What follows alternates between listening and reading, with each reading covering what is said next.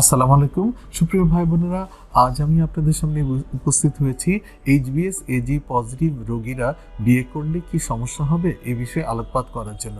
হ্যাঁ সুপ্রিয় ভাই বোনেরা, ইতিমধ্যে আমরা জেনেছি হেপাটাইটিস বি ভাইরাস, যেটি আমরা HBsAg এই পরীক্ষার মাধ্যমে আমরা নির্ণয় করতে পারি। তো এই HBsAg পজিটিভ অর্থাৎ হলো রক্তে লিভার ধ্বংসকারী হেপাটাইটিস বি ভাইরাসের উপস্থিতি রয়েছে। তো এই ধরনের আক্রান্ত রোগীরা যদি বিয়ে করেন সেক্ষেত্রে কি কি সমস্যা হতে পারে? অবশ্যই সেক্ষেত্রে সমস্যা হবে, কেননা হেপাটাইটিস বি ভাইরাস একটি অতি সংক্রামক রোগ। এটি সাধারণত তিনভাবে একজনের দেহ থেকে আরেকজনের দেহে সংক্রমিত হতে পারে। এক হলো মায়ের দেহ থেকে সন্তানে, দ্বিতীয় হলো রক্তের সংস্পর্শে, তৃতীয় হলো যৌন সংসর্গের মাধ্যমে।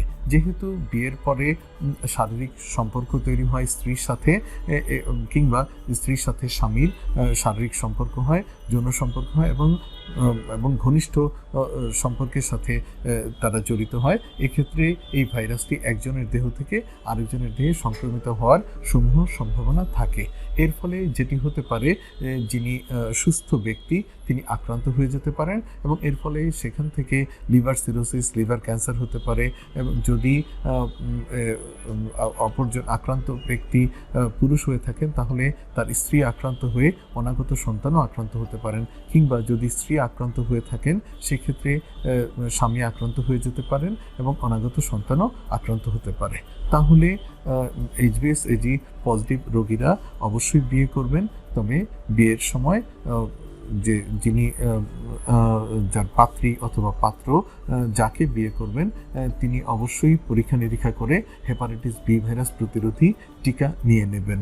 অর্থাৎ যিনি আক্রান্ত ব্যক্তি যাকে বিয়ে করবেন তিনি যদি সুস্থ থাকেন তো সুস্থ ব্যক্তিকে টিকা দিয়ে দিতে হবে। এবং এই ধরনের টিকা সুলভ মূল্যে সারা দেশের বিভিন্ন প্রান্তে পাওয়া যায়। মাত্র 3টি ডোজের টিকা তাকে সুরক্ষা দিবে 20 থেকে 20 বছরেরও বেশি কাল সময়। তাহলে আক্রান্ত ব্যক্তি থেকে হেপাটাইটিস বি যে সুস্থ ব্যক্তিতে সংক্রমিত হবে না। এবং যিনি আক্রান্ত ব্যক্তি তিনি অবশ্যই একজন দক্ষ অভিজ্ঞ লিভার বিশেষজ্ঞের তত্ত্বাবধানে যথাযথ চিকিৎসা নিয়ে নেবেন।